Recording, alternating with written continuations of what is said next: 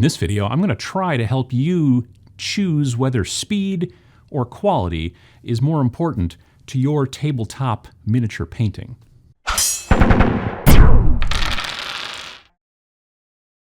get messages all the time from people, comments and Facebook and whatever, asking me, well, how do I get faster at painting? I really just want to play. I don't really want to paint crazy well or anything like that, but how do I get faster at it? And I've thought about it for quite a while, and really, there are techniques, there are muscle memory, there's all these different things that make you a better and quicker painter.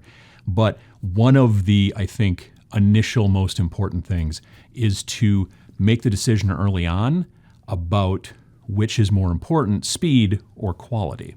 A lot of newer painters get hung up on bringing that box of models home and checking it out, and the photography on the cover of these painted studio models is amazing, and the models are obviously amazing, and the paint's amazing, and they look at that and it's very daunting because it's very difficult to think that as a starter, as a noob, that they're going to be able to get anywhere near there, and they have to understand that they're not going to, and that's okay because you are trying to paint things that you're going to put on a tabletop. So now again, if this is something you're trying to paint for a contest, if this is something you're trying to paint for a display case, some things like that, none of these things I'm going to talk about are really actually applying to that. This is for people who really want to get painted models on the tabletop so they can have a fun time and play some games. And the main thing to figure out is, where can you cut corners? It doesn't sound right. It doesn't, when you're thinking about it from an artistic aspect, you're thinking, well, geez, I should never cut corners. I should always give it 100% in my all.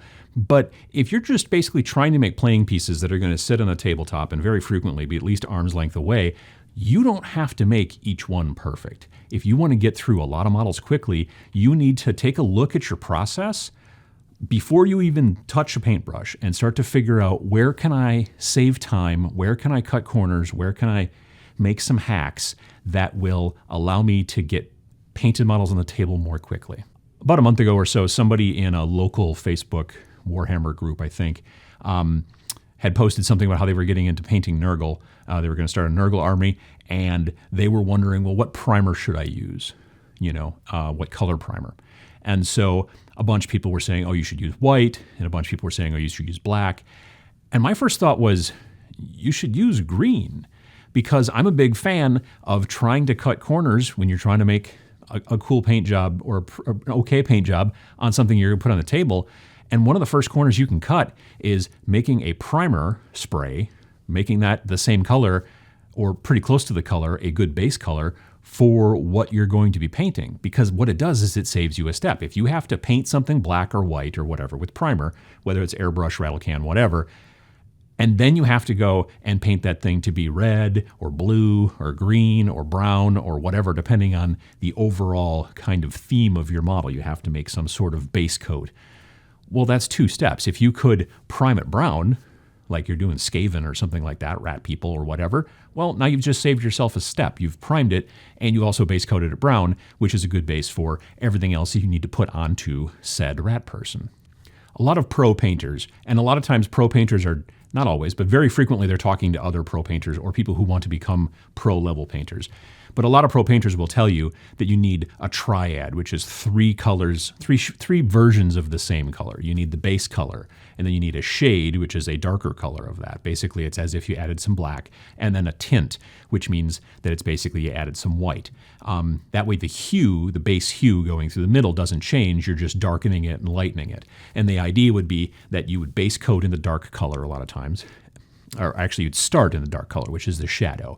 And then you'd use your base color kind of and blend up from the dark to that mid-tone. And then in the highlight areas, top of the arm and stuff like that, where the light would be coming down from above, that's where you would blend up into the lighter version of this color. And you go through all of that.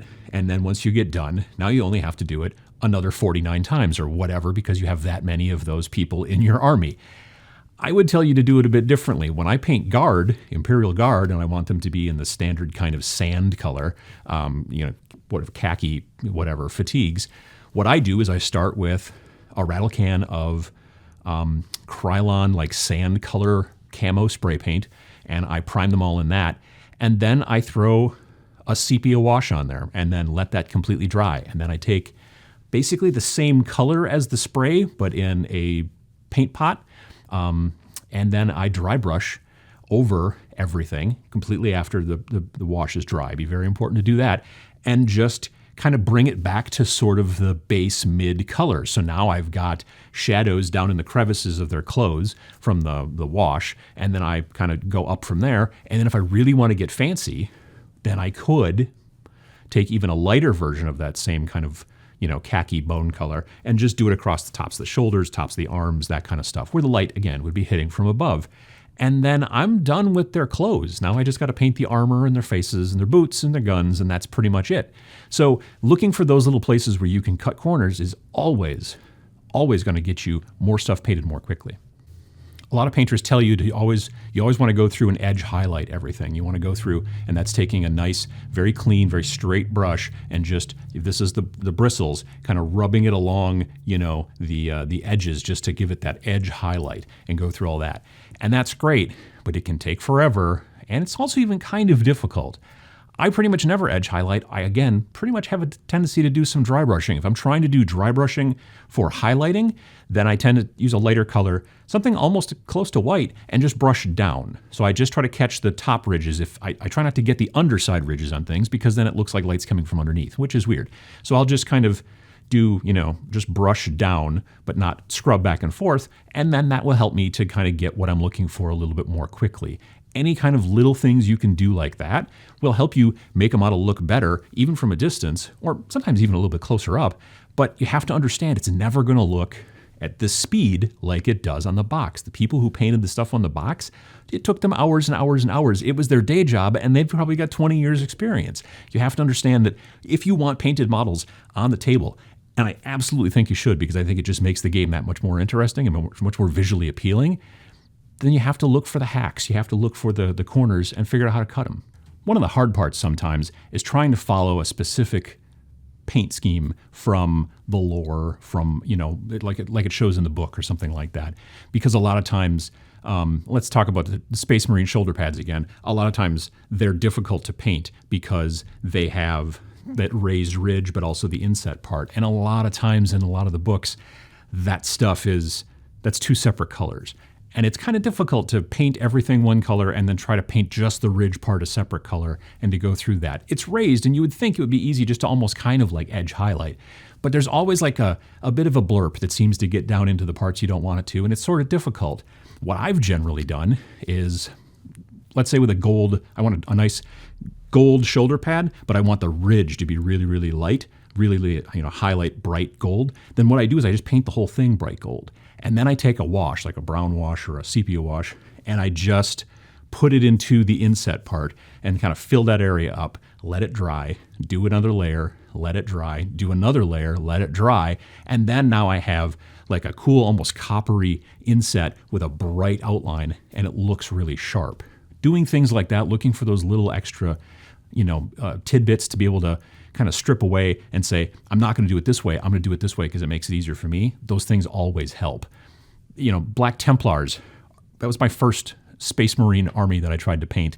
And it was very difficult because they are black and they have bright white shoulder pads. So when you spray them all black, you now have to try to figure a way to get these shoulder pads nice and bright again, nice white, okay? So what I did was kind of schlocked it up on my first tries, got it okay, didn't quite make it myself happy with it.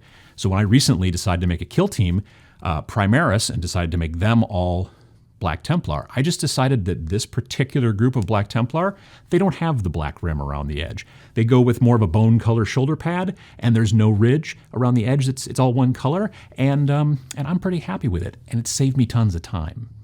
Looking for all these little things that you can do, rattle can tricks to help kind of make it look like there's a nice blend between one color and another, which I did a video about years and years ago. Pachow.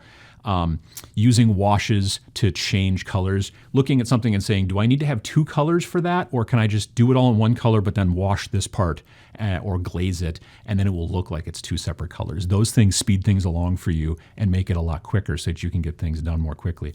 The whole point of trying to get your armies done quickly is to keep your motivation up. Nobody wants to spend 10 hours on a single model and then stare down the barrel of another 49 models for their army. So it's important to figure out the quickest and fastest way to make an output that you are happy with, and then do that religiously to try to get them onto the table as quickly as possible. And if you can't figure out a good way to make it where you're happy and it's also fast, then you need to probably dial back one of two things. You need to either understand that you need to make your quality assurance a little bit lower to make things done, because when you have a bunch of them on the table, you don't all of a sudden notice that one's got a little bit of a blurb on his shoulder pad, or that one's maybe not quite the right color in this one section, or it doesn't have the same amount of layers of wash as the other ones around them. They all kind of blend together. So you either have to kind of look at quality and say, where can I maybe lower my expectations there? Or you have to understand it's just going to take a lot longer, and you're going to have to figure out other ways to keep your motivation up. So look to find ways to cut the corners and find the good enough so that you can get out and have some fun while you're playing.